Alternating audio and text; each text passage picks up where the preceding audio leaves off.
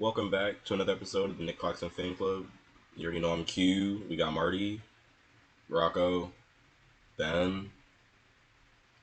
Let's get right into it. The last thing we saw is the Celtics get eliminated in Game 7. Let's talk about it. I want to hear everybody's thoughts. I'm Uh, upset. yeah, I'm very upset. Like I said, I thought we were going to get swept, but the false sense of hope that I got from those 3 games made it like worse almost. And then to see game 7, we just play with it's literally just Derek White 1v5ing the other team. Jaylen Brown's terrible. He's a guard who can't dribble. He should be traded. We probably won't trade him, but also Tatum, he looked bad because he's injured. But yeah, once he started hobbling around, I knew it was over. There's no way. Yeah, but I'm really upset at Jaylen Brown. I'm really upset at Jaylen Brown because at least Jason Tatum has an excuse because he basically sprained his ankle in like the first possession of the game, right? And even still, he tried to fight through it. He grabbed like 13 boards. Like he couldn't shoot because when your legs are off, it's hard to like get your timing right and shit. But like he was doing everything he could. Jaylen Brown, perfectly healthy, couldn't shoot. Okay. Bad. The stats from the past 2 games of the series. One of the games we won, game 6, and then the other one we lost, game 7. His last 2 games, 1 of 13 from 3. 13.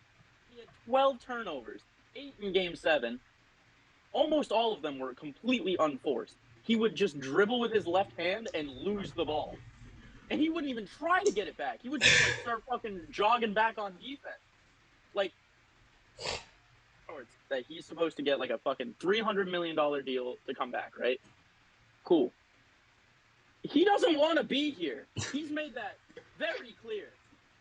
Only anything in the media, one way or the other. And usually when you go in that direction, like it's pretty certain that you're not going to come back, or if you are, it's not really what you want to do. And for 2, this entire series, even when we were winning games, he was not playing like he wanted to be there. Like he had no fight in him whatsoever. And we've talked on and on and on about how the way this team is structured, we need that second star to come up when Tatum isn't playing at his best. Jaylen Brown, it felt like every time Tatum wasn't playing up to his best, Jaylen Brown would just follow him. When it was, there was no determination from Jaylen Brown on, like, especially if you watched Game 7, it didn't look like he even wanted to be on the court in a Game 7 elimination game to go to his second straight finals. Like, I really like him as a player. I always have. And, you know, if we bring him back, that's cool. We're still going to win like 55 games in the regular season, whatever. That's all good. However, I don't know if bringing him back is the right move, purely because I don't know what our ceiling is with the 2 J's. Like, we've had this core together for a long, long time, like half a decade these guys have been playing together. And we've gotten really, really, really close. But every time we get to that final step, we always find a way to just throw it away. We always find a way. And so, like, I think we need, like, shakeups to the roster for sure and shakeups for the coaching staff just to, like, I don't know, get someone in this team who knows how to fight through adversity. But I don't know. I don't know what direction this franchise is going in. I just don't. Yeah, I mean, all right, you go ahead, Q. Damn it, you go. All right.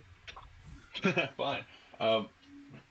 Basically, what I saw in this series is, like you said, Rocco, a lot of Jaylen Brown not doing anything, and I mean, shit, I'm a Jaylen Brown fan. I have a shirt somewhere around here, just a T-shirt with him.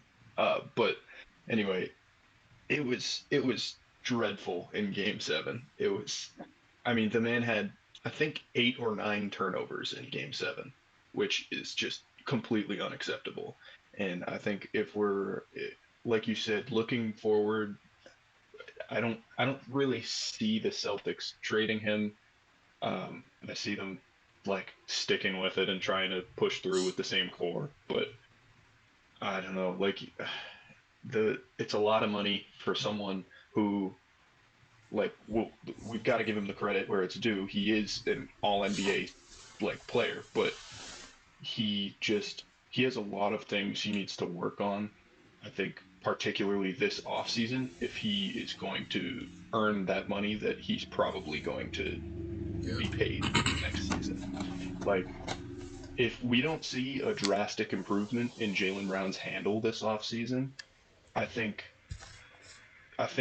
this may be the last, like this upcoming season may be the last we see of the two Jays together.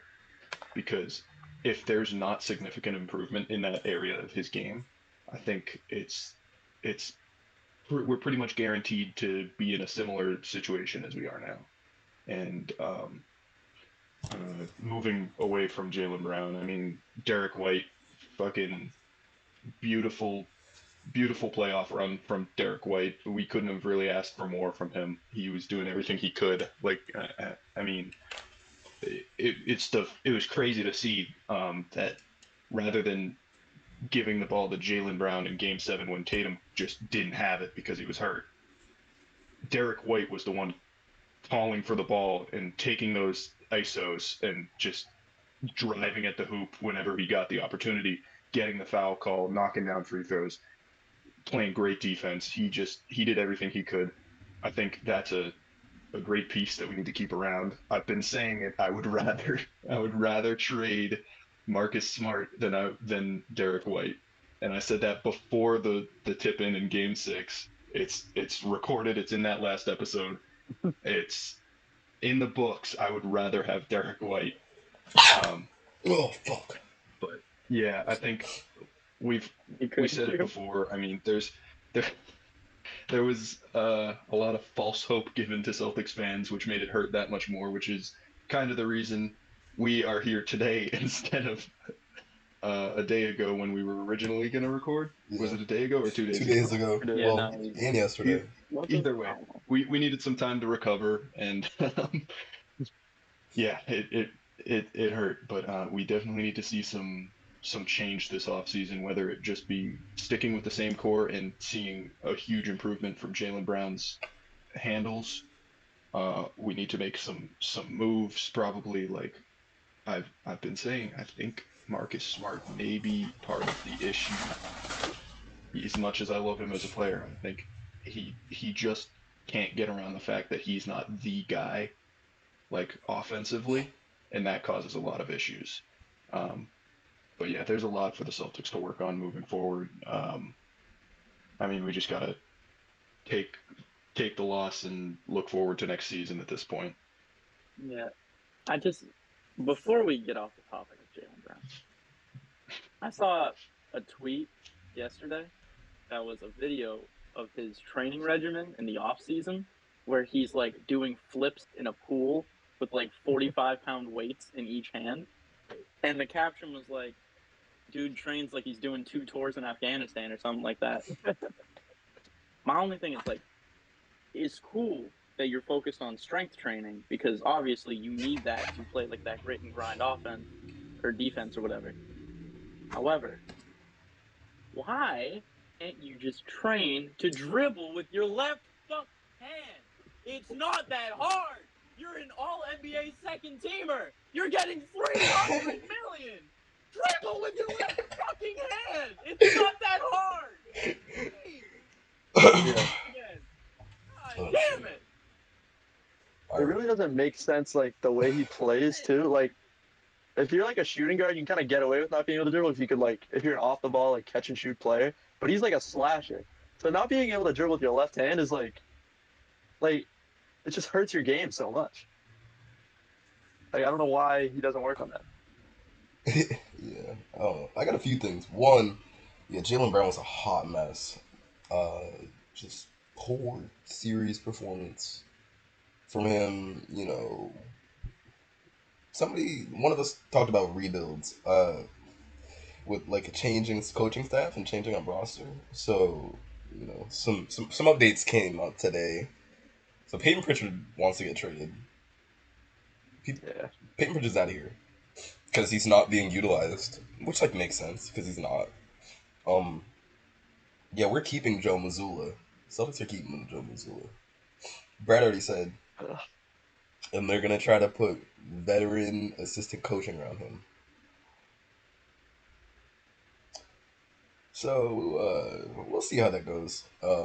Personally, I don't think we need to be giving Jalen 300 mil.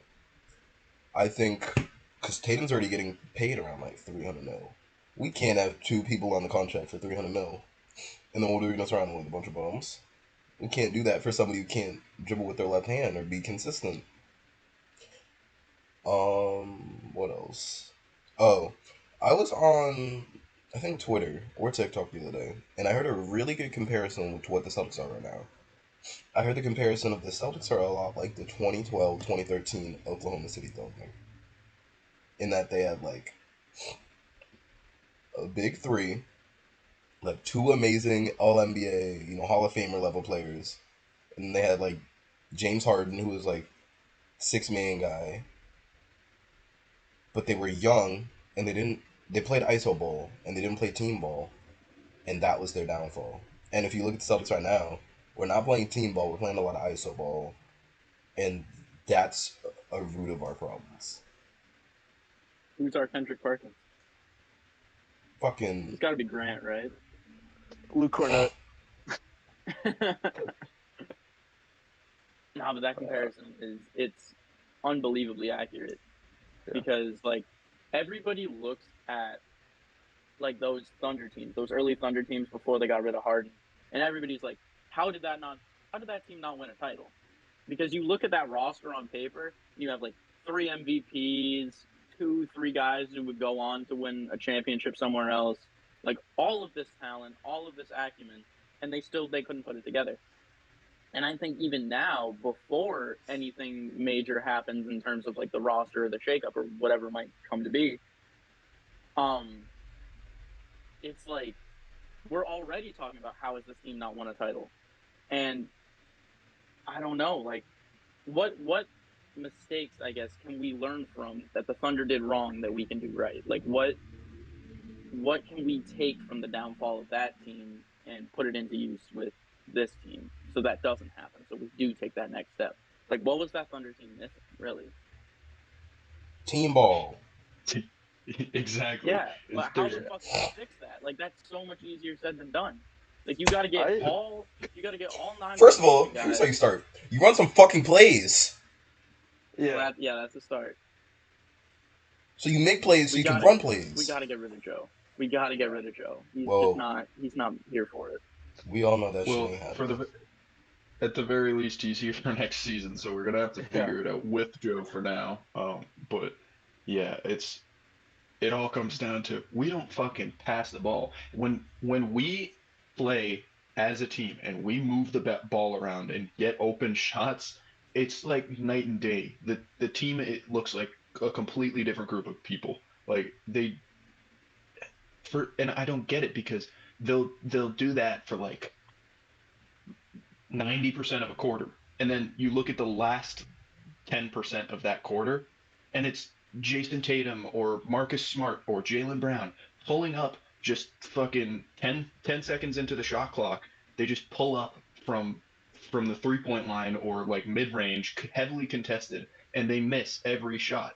And then they'll fall into that rut for the entirety of the next quarter. And then they'll be like, oh shit, we're losing by a lot now. We should probably start playing team basketball. And then they do, and they make a little bit of a comeback, and then they fall back into that rut where they shoot stupid contested shots without moving the ball around. It's amazing to me that they can see themselves be that good for certain stretches and then just throw it away in the next like 2 minutes because they want to just get themselves looks that Oh god. aren't nearly as good as the looks they'd be getting if they were playing t-ball. Bleacher Report update. Brad I Stevens saw that. says Celtics without a doubt want Jaylen Brown to stay. Quote, he's a big part of us. And then there's also that thing Jaylen Brown bought I think he bought a condo in the Seaport. So He did. that's a statement that he wants to stay. He's gonna be around. This is great. This is grand. I I think. don't hate it. It's just he needs to improve on the areas that are clearly lacking in his game Yeah. because he's obviously a great player. He just has a lot of shit to work on. And like we could like realistically, if he had any sort of handle on the ball at all, we could be looking at like top 10 players in the league if he's like or more. Like he's that good. He doesn't know how to dribble, which is astounding. Yeah. And He's I gonna think be his shot exceptional. IQ is pretty low too. Some of his shots. I think it was game 6. We were up 10 with like 3 minutes left. He pulled from like 40 feet out, like 2 seconds of shot. Like that's just. Or like other times he'll like take it in the high post and then just shoot like a double team fadeaway with like 6 seconds off the shot clock. He just needs to know like what's a good shot. But you can like see it sometimes when he gets the ball and he like holds it for a little bit and you just know it's going up with a guy like right on him. And it's just a bad shot. He's just not a shooter to be shooting them.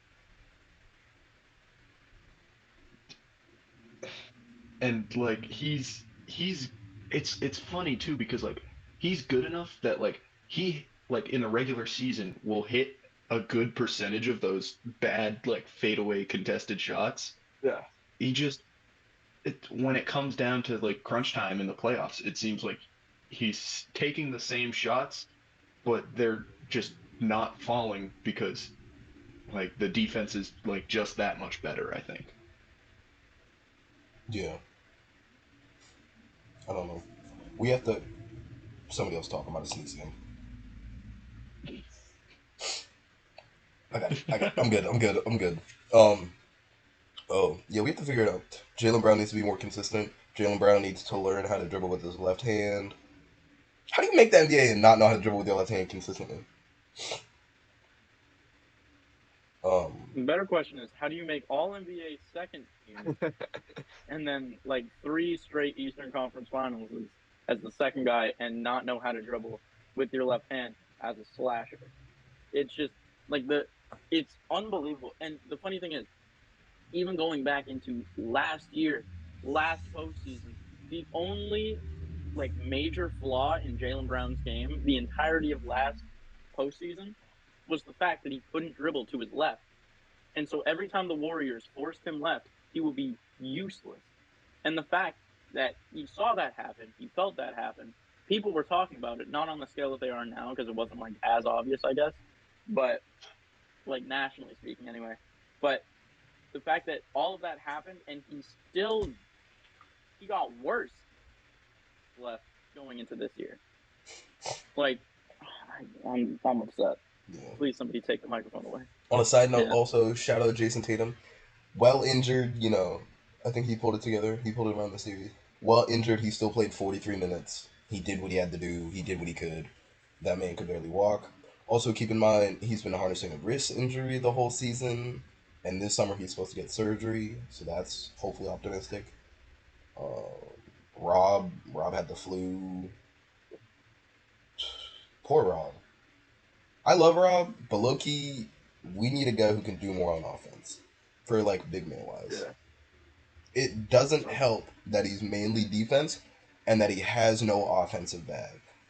Like, no footwork outside of catching lobs or just one dribbling out. It's not helpful. Well, the thing with Rob is that, like, for what this team is, and like we're bringing Jaylen back on $300 million. Is Rob Williams still on his rookie deal? Like, is he still on his like second year option or something like that? Let's see. Doesn't? Oh wait, no, he's a 4-year, $44 million. I remember that deal because that's a ridiculously team friendly deal for what he does. He gives you so much in terms of like when he's on the court, he gives you so much in terms of defensive versatility, paint defending, like, and energy, just pure energy. And like on offense, he doesn't really have a bag. Like he doesn't have a post game, but he can, like, when he gets the ball like 2 feet from the rim, he can finish, and he'll finish like over people. He'll pass the ball if he needs to. Like I really like Robert Williams, and I don't disagree that this team would benefit from having someone with a more developed post game. It's just that I don't know, like in our price range, especially now with like getting Jalen on the books for $300 million. I don't know if there's anybody we can go get that's going to fill like the role of Robert Williams plus a post game plus an offensive bag. You know what I mean? Like I don't disagree that that's kind of an issue with this team, that we don't have a post scorer. It's just that I don't know who we would be able to find that wouldn't just send us into cap hell immediately. I say, fuck it. Let's just see what Boogie can do. I say we look to Taiwan. Dwight Howard. Get him in the building. That's true. I wouldn't be upset if Dwight Howard. Try to see if Melo wants to come back. Put him at the 4. Melo literally just retired. It's the Give Danilo. Everybody has a price. You know how much we have to I pay think him Melo for? would hurt our star. The way we don't play team ball, I don't think Melo would help that. Yeah, That's that fair. might be a big issue. He's getting in the post, one dribble, fadeaway every 20 times a night. God damn. I'm looking at Well, the I Jalen think- Brown playoff stats. Sorry. Jesus Christ. Bro, it's 22. Yeah, they're bad. Wow. He was 22 in the playoffs. 23. On like 50% shooting. It didn't feel like it. He shot what from the line? I have a question for you guys. As an NBA player, as a forward, as a non-center, should you be averaging under 70% from the free throw line? No. No. No. Jalen Brown playoffs free throw percentage is 68.9. Hey, 16? 68. 68. Oh, I thought you said 16.9. I was like, Jesus That was like- Christ. That was like his 3-point percentage in the finals, so Yeah. something like was. that. Ooh. Nah, it's terrible. That's Ooh. like around like Rob Williams is like Yeah. Yeah. you can't, as a guard you can't be. Can't be doing that. as a Yeah, I mean, guard. just look at Ben Simmons. Yeah, Look where he is now. yeah. Playing center, backup center for the Brooklyn Nets. Yeah. Hey, he doesn't even see the floor. That's such a crazy fall off to me still. Like, Yeah. that man should have been dominating the league in some way by now. Like, he should have been at least an all-star for like a few years. Yeah. Do you think he's one of the top 5 biggest fall offs in NBA history? In Not terms busts, of okay, fall offs. nah. Like you can't count like The way you're injuries. phrasing it, In this. nah. But what Ben fall-offs. Simmons, what happened to Ben Simmons was not injury related. Though. No, I know. It was I a mean, shit like, show. No, yeah. I mean, like It was- fall offs it's all- you don't consider. I think it's just would all say- mental. Like, Yeah, no, yeah, I it is. would 100% say he's top 5. In terms of fall off, so a guy who was once like at that level and then just fucking fell off a cliff, yeah, 1000%. And Yeah, 'cause especially he's if we're talking like not age related, not injury related. It was all just he went from liking the game of basketball to not liking the game of basketball overnight because he started getting hate. Yeah.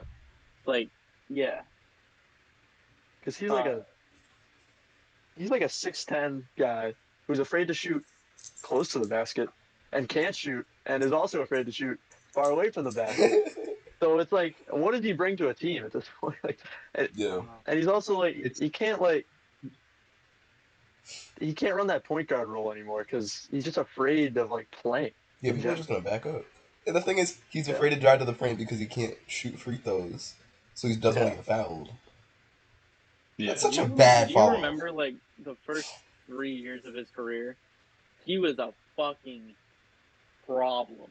Like especially Yeah, He like was. if you watch highlights from him from like 2019, just watching him drive to the basket, doesn't matter if he gets fouled, he's still gonna finish through it. To see that guy go to what he is now, just like completely afraid to touch the basketball, is just unreal. Because he was like, Yeah. I remember the Sixers series, I think 3 years ago,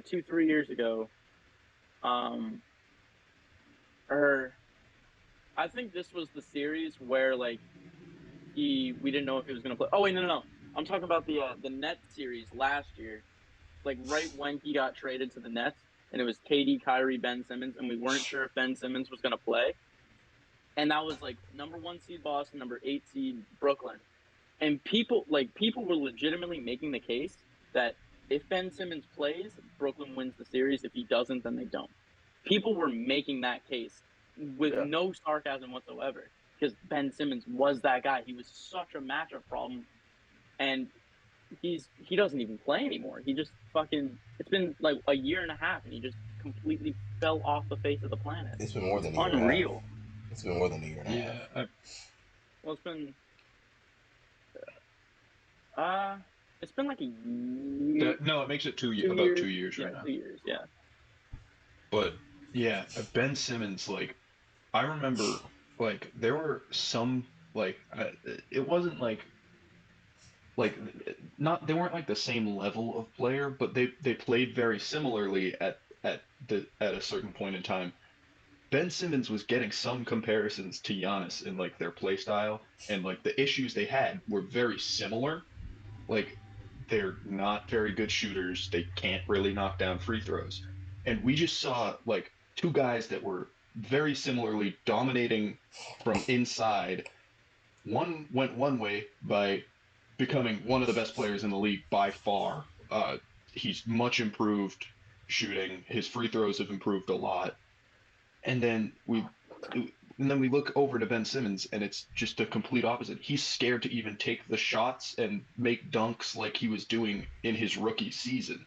Like, I don't know how that even transpires. Like that, it's one of the most confusing things that I think I've ever seen as an NBA fan. Like, it doesn't make sense how he fell off that hard when he came in his rookie year and did what he did. Yeah. That's like another thing, like similar to Jaylen Brown's like left hand. Like in this day and age, being like a point guard and not being able to like, or like never being able to like shoot and going to the NBA, like how do you not develop a shot like from outside of like 5 feet as a point guard in the NBA? And now that he's afraid to shoot from inside, it's like he can't do anything. Yeah.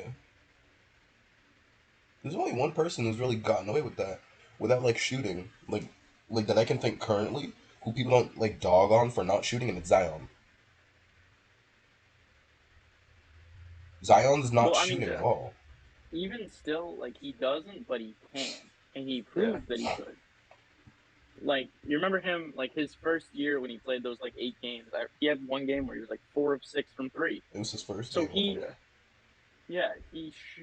at least he showed that, like, yeah, I can add this to my game if I need it, but I don't, so I won't. Ben Simmons has never even done that. Outside of, like, off-season drills in, like, an LA Fitness where we see videos of him just, like, pulling up from 30 feet. Like, oh, look out this year, Ben Simmons is going to shoot. He gets the NBA. That was every offseason. I know. That was every offseason. Yeah, him and Buddy Mello are going back and forth. You see that video of Mitchell Robinson, like, fucking tween, step back, pull up from, like, 30 feet? Yeah. Have we ever seen a fall off like Ben Simmons before? That it feels like completely unheard of to watch a guy go from like 23-year-old second-time All-Star to just fucking role player with no injuries or anything. Yeah, I don't think without injuries, I don't think we've ever seen anything like that. Yeah, no, we haven't. Like in terms of like college to the NBA, like Markelle Fultz, you can compare. Like he like just like forgot how to like shoot. Well, he had I think it was a car accident. He had some like shoulder thing, but yeah. It came out that he was in like a car accident or something, and that's why his shoulder. Oh, okay. All right. Yeah, I don't think we've ever seen anything like that then. But even now, Markelle Fultz is back. He's like, no, he's back. That's what I was about to say. Shout out to Markelle Fultz because he actually was hooping this year. Like he put up really good numbers this year. Oh, so fuck. Yeah. Pineapple. Okay. Bro is trying not to sneeze so hard. I've been sneezing all morning and it's pissing me off. I'm like genuinely. Anyway, You're ruining the pod. What the fuck? Anyway, we should probably get back on track. and look at the finals matchup for this season. We got Nuggets Heat. Obviously, the Nuggets swept in the conference finals, and the Heat went to a game 7 against the C's. What are we thinking this series is going to look like? I'm really excited for the series. I love the matchups that are like teams we haven't really seen before in this setting, because especially after like we had a league that was completely dominated by like, well, LeBron's going to be in the finals obviously. For like 8 years straight he was in every finals, and then it was like Warriors every year, and it was really easy to get sick of that. And now like I remember a couple of years ago when we had like the Bucks Suns final. I was really, really excited for that because those were two teams that we've never seen compete on that stage before, and it gave us like a classic series that I still even go back to just to like watch like the closeout game from that series, because it was just so much fun to watch those two teams compete. But to go back to Miami and Denver, I think Denver's going to take it. I think uh, Denver's just one of those really, really just fundamentally strong teams. I talked about it in like the last couple podcasts where we were just talking about like that's a team that has like very few, if any, weaknesses. They have like a pure star, like pure bona fide superstar at center, can pass the ball, can rebound. One of like a very underrated defender too. He's one of the best defending centers in the league, in my opinion. Um, because he's just fucking 300 pounds of fucking brick wall in the paint. Like we saw it with Anthony Davis, and just anybody who tried to drive to the paint in that Lakers series, like they stood no fucking chance because Jokic is just there and he's just massive. And then they got, again, another guy who's very underrated, like incredibly solid wing defender in Aaron Gordon, who I don't think anybody saw him getting as fundamentally sound as he got. I think a lot of people kind of saw him as just like a gimmick player, kind of like the way Blake Griffin was when he first got into the league. We're like, yeah, he has this one thing that's really good, but he can't really do anything outside of that. And just the way his game has developed into the role that Denver has him playing, to now he's like the third option on a championship team, like really solid defender, kind of the way Andrew Wiggins did last year. And then you have like Jamal Murray, who's just always been like a really, really good playoff performer. He can turn it on with his shooting. He can drive to the basket. He can pass. Again, a guy with like very few weaknesses in his game for the role that he plays. And then like the role players off the bench, they're like 4 or 5 deep with just like really, really solid guys who fill the exact role they need to do. And obviously the Heat have a lot of that, and the Heat have a team that I guess matches up pretty well with Denver in terms of what they do. But I just don't think anybody can take this Denver team this year. I think Denver takes it in like 5 or 6.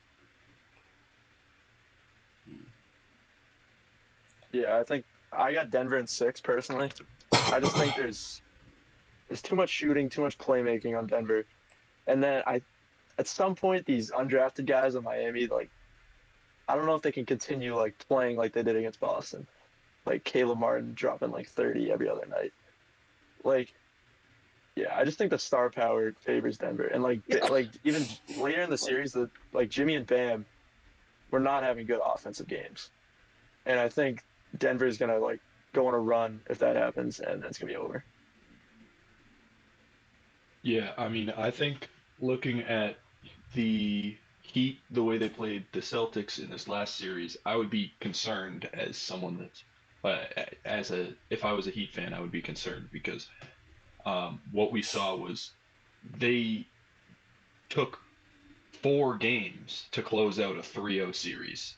And obviously the Celtics team very talented, but I think one of the things that they should be worried about is the fact that even though the Celtics were not like they were very on and off on like playing good basketball, like they were either playing incredible team basketball or playing shit iso ball. The Celtics stayed in the series even though they lacked that consistency, and I think um, the the Nuggets are they're not quite as talented as the Celtics overall as far as star power and like I mean obviously Jokic is far and above any of the Celtics players. Like Tatum's really good, but he's not on Jokic's level right now. Um, but the the Celtics have more skill overall, but the Nuggets have a similar level of skill, and they've just proven that they can be super consistent, especially in this playoff run.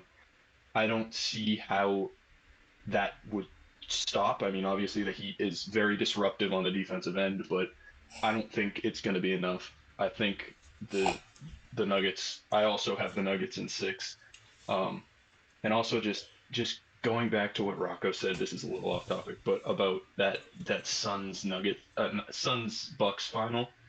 That was one of my favorite finals to watch, and just like one of those things that stays in my mind about that is like we watched Devin Booker, like they had this one shot of him after they lost, and he's just going, damn. And that is like that's gonna be permanently burned into my mind as an NBA fan because that's like one of those moments you just don't forget because like you feel the emotion that he's feeling because they did a lot that season to make it to where they were, and it's just like you can see the passion that he had for like especially that year they really thought they were going to win it all, and it's just like that's one of those moments that you never forget. So I agree. I think that was one of my favorite NBA finals to watch, and like I don't really go back to watch it because I don't know but it's it, that was a beautiful series for me to watch. Yeah, I think it's Nuggets in five. I think it's Nuggets in 5 before.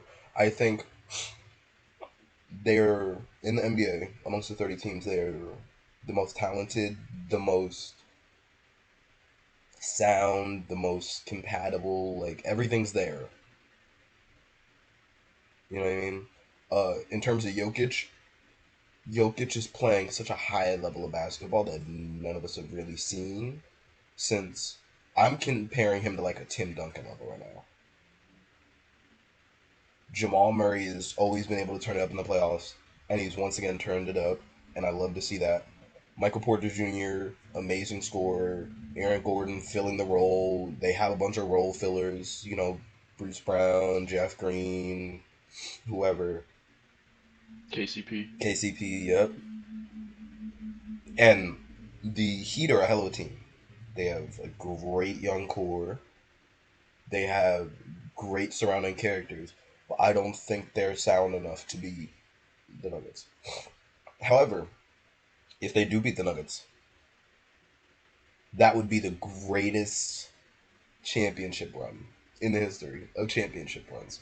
They'd be making history as the first eighth seed to win a championship because they're only the second Yeah. eighth seed to make it to the finals, and the first one was like the 99 98, Knicks. yeah, 99 Knicks with old I Patrick love that Ewing team. and Spreewell. So they'd make history.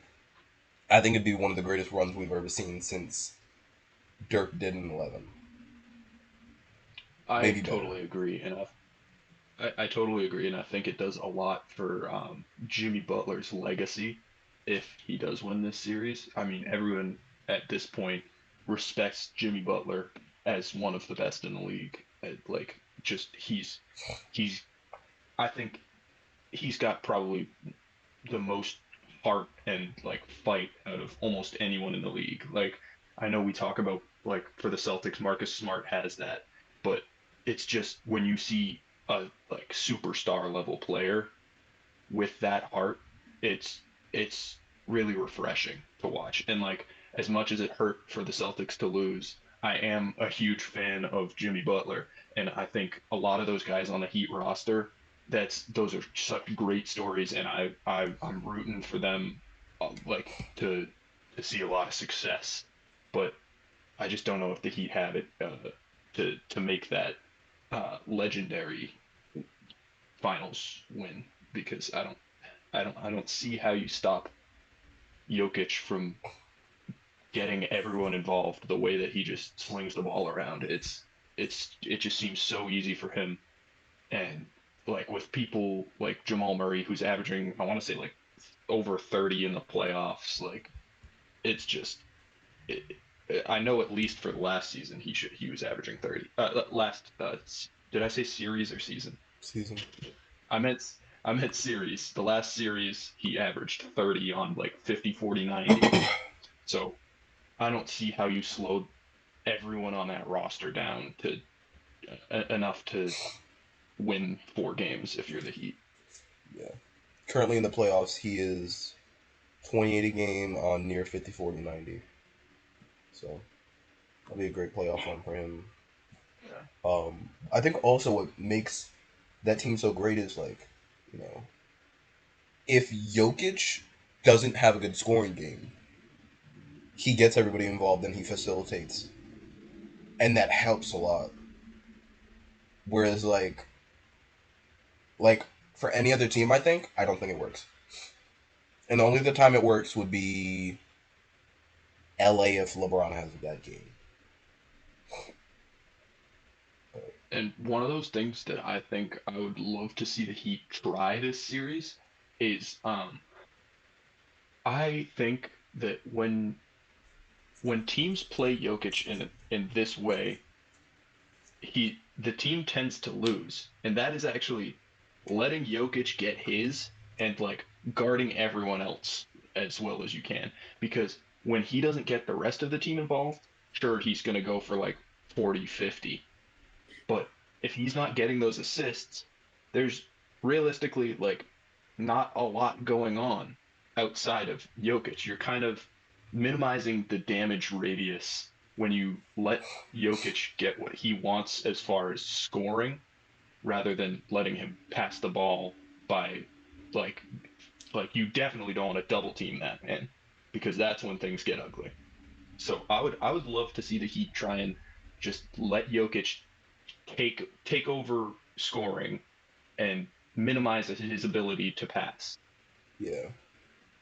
Yeah, I think the only um the only issue with that I think is just that well there's a couple things. It's like for one, I think it's really hard for a team, especially a team like the Heat that plays with so much energy and so much like fight, to just like sit there and let Jokic just get whatever shot he wants. Like obviously he's gonna have Bam on, but Bam's gonna do shit against Jokic. Like let's be real. Um, and for two, I think like that could quickly turn into kind of a shootout, especially if Jokic starts hitting his stride, and then it's gonna become to a point where like Spoelstra's gonna start calling timeouts and like try to like adjust the defense a little bit to like okay, let's take away a little bit of what Jokic is doing offensively, and then he's just gonna be able to spread the ball around. And when it gets into that like kind of shootout uh, game, that's the Heat were the lowest scoring team in the league this year. I'm pretty sure. Like the Heat don't really have the offensive acumen to keep up with a team like Denver, even if like yeah, Aaron Gordon's locked up, Jamal's, and it's also the other thing is it's hard to lock up Jamal Murray, especially when like it's playoff time and he's 100% healthy. It's hard to just take a guy like that off the map.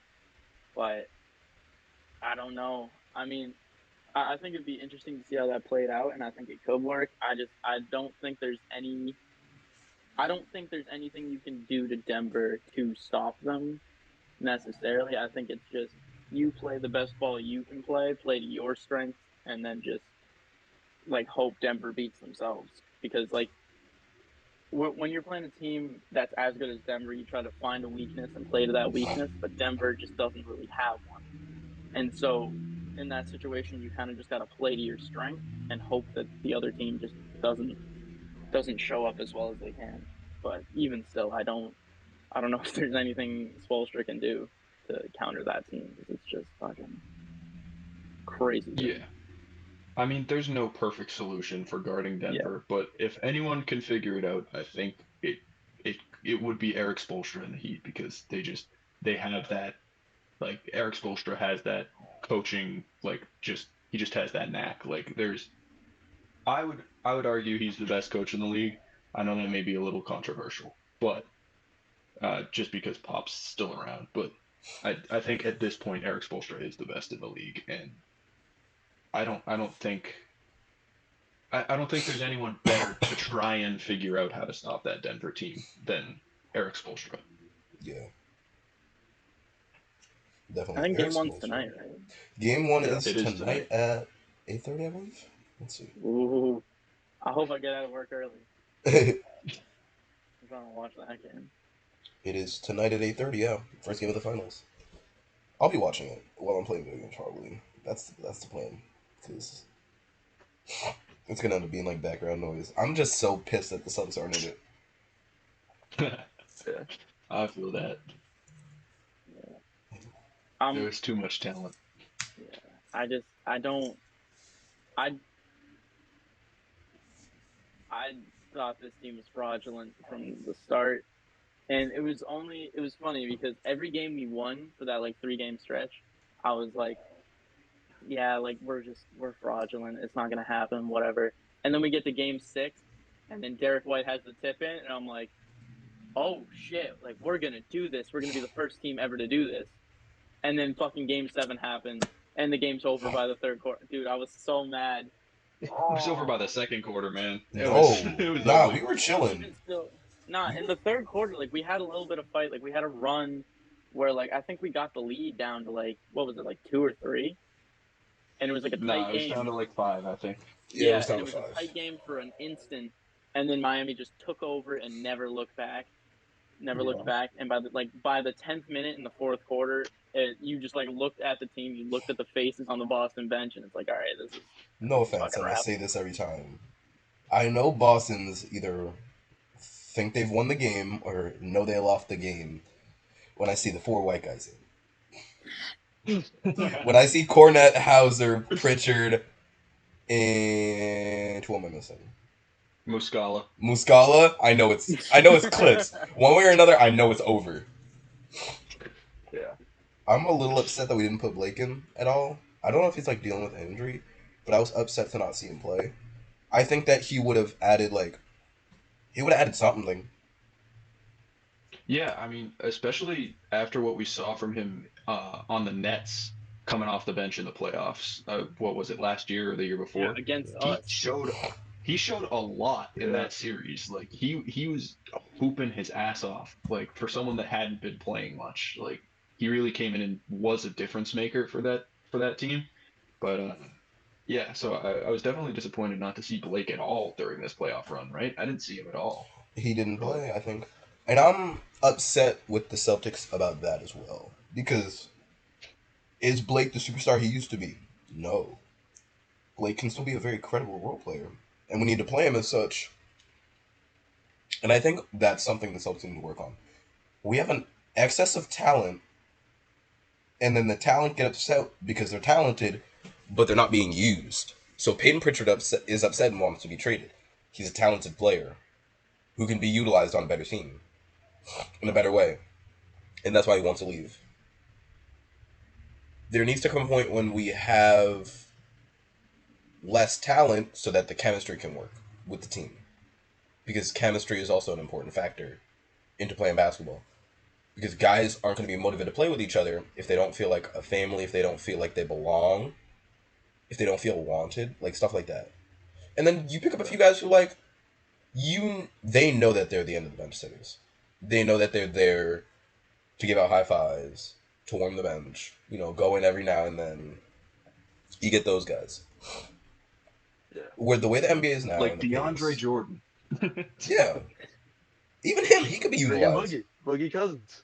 Where's Jared Dudley when you need him? I know. Retired. That's He so retired. true. Oh my god. Or he left. Oh I don't man, know. he's big dogging Ben Simmons in the playoffs. Yes, sir. That went so hard. I love that was that. awesome. But yeah, Q, to add on to your point, I think like we were talking about Blake Griffin being underutilized. Peyton Pritchard was underutilized, especially against Miami. Like, I understand not using, like, when you cut your rotation, Peyton Pritchard's likely to be a guy that's going to get cut because he's not great defensively. He's short. He's inconsistent, whatever, right? However, against Miami might be the only team in the playoffs where you can reasonably play Peyton Pritchard like 20 minutes a game just to see what he can give you. Because when you look at Miami and how they're constructed, like, their entire guard room is like undrafted and then Kyle Lowry, right? And like Peyton Pritchard, he doesn't give you a lot in terms of like I don't know how to put it. Like he's not a great basketball player, but he is all energy. And Miami, like the whole series was just all energy. That's their whole game. And so Peyton Pritchard, like what he would have given you in that series is just like that kind of little pick me up. I mean, we threw him in at the end of Game 7, and he was the only guy on the court playing for something. Like if you watch him play, he's always running around. He's always doing the dirty work. He's always playing. Like again, his ceiling is like right here, but he's always playing up to it. He does not take a minute off. And so Peyton Pritchard is a prime example of one of those guys that, like, if we just used him, he would have given us something that we were lacking in that series. And like you guys said, I think there's been like plenty of guys like that on this roster, like Blake Griffin, Peyton Pritchard, like those guys that just give you a spark on the end of the bench to get everybody back into it, get everybody engaged. Like, if we put Peyton Pritchard in at some point in the third quarter of Game 7, just to go out and get 2 quick buckets and maybe get a steal and grab a tough board or something and get the guys back into it, like, hey, we can do this, that may have changed the direction of the game. Even if he was only in for like 6 minutes, that could have changed the way that game played out because of what he brings in terms of like chemistry. But yeah, I think that's just another large fault in Joe Mazzulla's ability to manage the game and manage the roster, because like Ime did that last year. Like Ime consistently played guys like Peyton Pritchard or Grant Williams when he needed a pick me up, when he needed like an infusion of energy. He put in those hungry young guys to just go like do something, make a play, change the momentum, and then put the superstars back in and the starters to like carry that momentum through. Yeah. But Mazzulla, he doesn't have that in him. He doesn't think that way. He doesn't coach that way, and it's sad because there's a lot of junctures along this playoff run where Mazzulla could have turned up a notch or put something into this team that they didn't have. But Mazzulla's he's so focused on like letting the guys coach themselves and letting them be like confident in their shots or whatever, that he forgets to actually fucking coach the team when he needs to. Yeah, I think people like Peyton Pritchard or Grant Williams, like you said, those are those guys that they're a spark plug, and like when things are going shitty and you put them in, like at the very least, people are gonna feed off their energy and like put in more effort and like even like, and it seems like every time that in the past few years, like Peyton Pritchard has been put in for certain moments in the playoffs, and he's been great. Like he's put up like pretty solid numbers on like good efficiency, and like he always brings the energy and the hustle, and like for someone as little as him, I feel like I always see him grabbing a rebound. Like that's exactly what you need in those moments that we saw like this postseason, that like our team just looked like they didn't want to play at some points, and that's when you put in those guys. Like that's because that's how you get them to want to play again. Like you see that guy that sits on the end of your bench and he's outplaying you by a mile, and you're like, oh shit, we need to pick it up because like he's a good player, but he's not me. Like as much as I love that guy and he's my teammate and I'm happy for him doing his thing. Like, what am I doing if I can't do what he's doing against the same team? Like, that's it gives you that kind of motivation, and we lacked that a lot of at a lot of points in this series and this playoff run. So Yeah. it's really disappointing to see Peyton Pritchard leaving. I mean, obviously he's a solid player. He'll be a solid like role player for another team. But like, if we had utilized him more, I think he could have developed into something a lot better than what he already is. Which is like, he could have been that same type of hustle player that Marcus Smart tends to be, but like better offensively. Like I don't know. It is disappointing to see him go, and disappointing that our coaching staff didn't decide to put that type of guy in at like critical junctures when we needed it. Yeah, and like say what you want about Peyton Pritchard, he may only give you 9-1-3, but it's gonna be the loudest 9-1-3 you're ever gonna see. He's always like he plays basketball with a smile on his face. He has all the energy in the world, and like you said, Ben, there are so many points during this series specifically where we didn't have anyone like that. It was everybody was just frustrated and like frowning and just, making stupid plays because their mind wasn't in it. And, we have a proven formula of the guys on the end of the bench who have proven that they can get the whole team. It's the same roster. Like, it's the same guys as last year, plus Malcolm Brogdon. We've proven that Peyton Pritchard, Grant Williams, fucking Blake Griffin, you want to throw him in that group. We've proven that those guys can get the rest of them back into it. We've seen it happen. It happened many times last run. And then we just didn't allow it. It's like Joe Mazzulla didn't even watch film on what we did right last year. It's like, I don't know. I hate Joe Mazzulla. I don't want him here. I might fucking, I can't say that on the podcast. Yo. For legal reasons. Yeah, I'm gonna keep that one to myself. We want our monetization. Someday. Yeah. Yeah. Oh my gosh. I keep feeling like I'm gonna sneeze, so I'm not talking. There's definitely a couple other things we got to talk about. We look around the league and we see the Pistons are signing Monty Williams to, like, I'm pretty sure the largest coaching deal in the history of the NBA. Personally, I love the signing. I think Monty Williams is a great coach. I've been rooting for the Pistons to be good for years at this point because I kind of love their young core and what they're doing over there, even though they haven't like won a lot of games. I think they're headed in the right direction. And so to see them get a coach on the level of Monty Williams, I mean, we saw what he did in Phoenix, leading that team to the championship one year. Obviously, they didn't win, but they got that close. And I think that he can do that again. Like he's definitely got that in him. Players seem to love him when they play for him. I think it's a great signing for the Pistons, and I expect the Pistons. You know what? Fuck it. I'm putting this in the books now. The Pistons will be a play-in team at least next season. I completely agree. I like that. Yeah, Detroit's they're building something over there. They're planning for the future, getting a good coach. They would have liked a better spot in the draft, but they're definitely building something over there. Maybe Jaylen Brown. We'll see. Take him, please.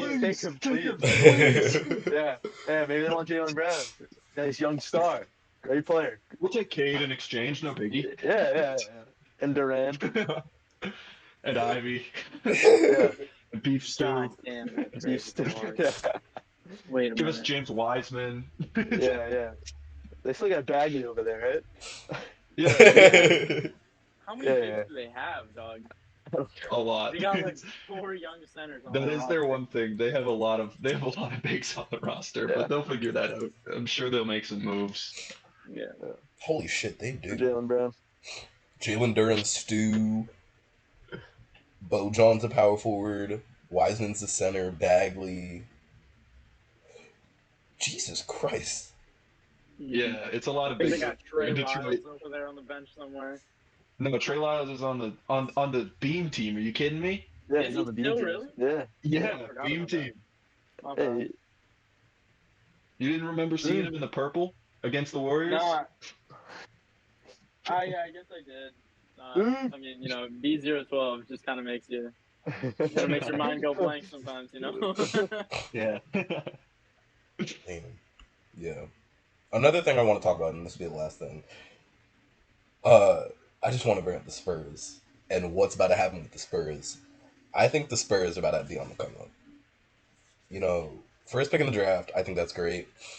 A report just came out that they're looking to try to get Reeves. Austin? Yeah, AR-15. That's a move. I misheard that, and it was a lot more exciting than what. It actually is. What'd you I hear? thought you said Reese. I thought you said Reese, like Tyrese Halliburton. That would Oh, go. that would My be God, crazy. Tyrese on the Spurs would be I was wild. like, no way the Pacers give up Reese. Um, yeah, but I think the Spurs are on the I gonna would come go up. so hard though. Unless Wembanyama is like crazy next year, I still see them like bottom West. I don't know. Yeah. I just don't think they have the pieces around him to like do anything too crazy. Hey man, they got Keldon Johnson, Devin Vassell, them Yeah, guys. but, like the I agree that they have good pieces there. I just we'd have to be seeing like him instantly be all NBA player for Wembanyama, yeah. and like I don't see that happening right Oh, away. As fucking much as bastard. people want that, as much as people want that to be the case, I don't really see him like just instantly coming into the league and being that level of player. Yeah, that's fair. I don't know. I have really good. I see a lot of promise for him. It's official. I Joe agree Mazzulla's he next does year's have coach. potential. Let's go. Jesus Christ. I think the only thing with the Spurs is just that I think the league is so well balanced right now, and I think the West particularly is really strong. Where like a Mavericks team that had Luka and Kyrie didn't even make the playoff, didn't even make the play in. You know what I mean? So I think, and they still got the Pelicans who are like kind of bubbling under, and they still got like the last gasp from the Warriors and the Lakers and everything. I think the West particularly is just a little too strong to yield to the Spurs quite yet. But I think in like 2 or 3 years, the Spurs might be a play-in team. Like I think the Spurs and the Pistons are kind of on the same trajectory right now, but the Spurs are like maybe like a year or two behind Detroit. But they're on the same sort of level where it's like, yeah, we have all the young talent in the world. We're just waiting for like who's going to step up into the role to take us further than we are right now. You know? Yeah. Yeah, I totally agree. Oh gosh. Do we have anything else for today? No, I think that's right. I got to get ready for work. I keep sneezing. Oh crap! I gotta also work in 30 minutes. Yeah. Yeah, we had to record a daytime podcast, guys.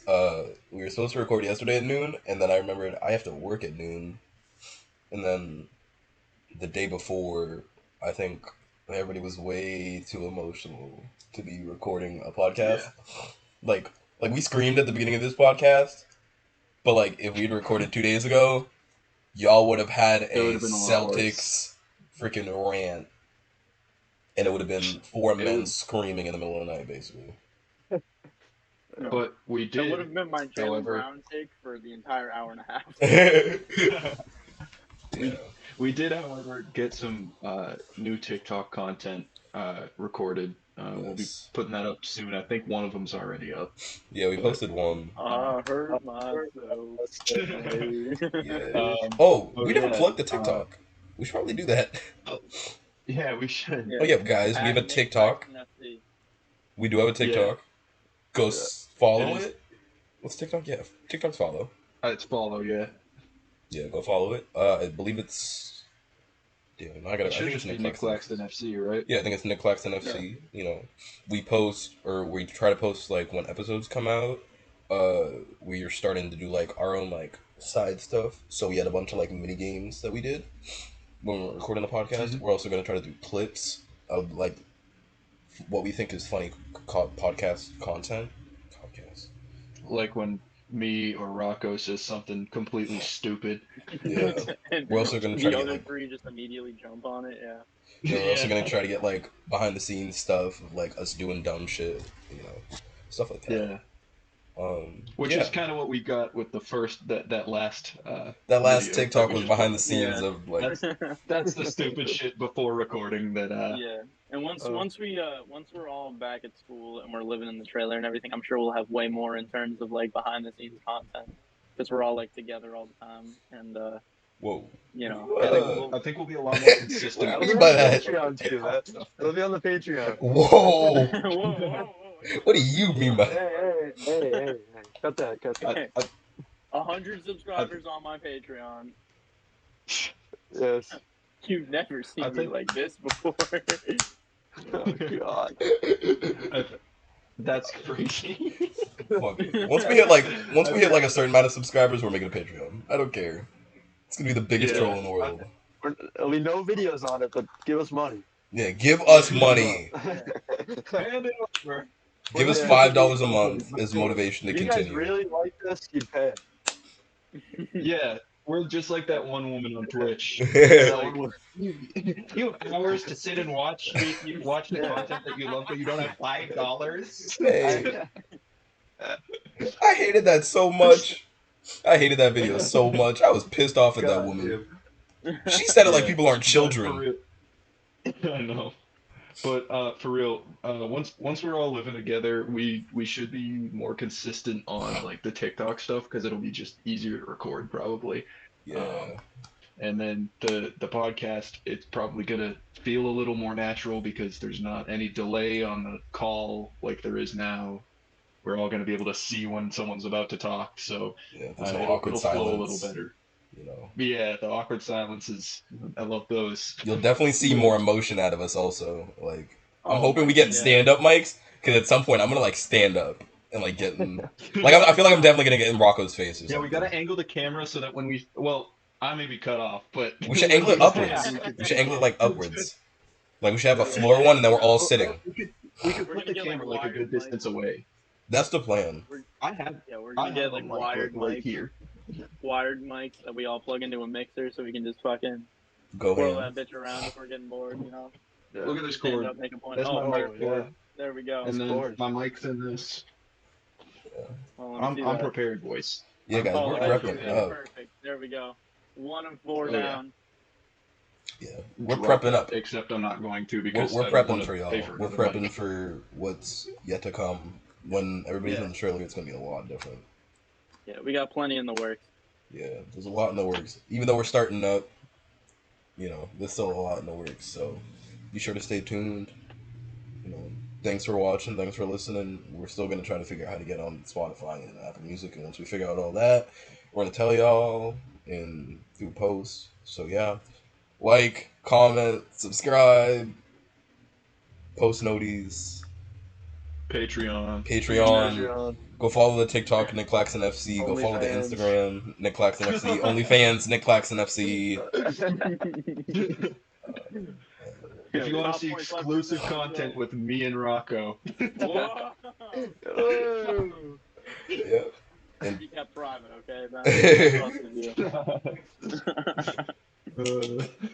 alright. Thank y'all for Alright, well. watching though. We'll catch y'all in next time. People got work to do. This was a daytime podcast. Later guys. peace. Peace.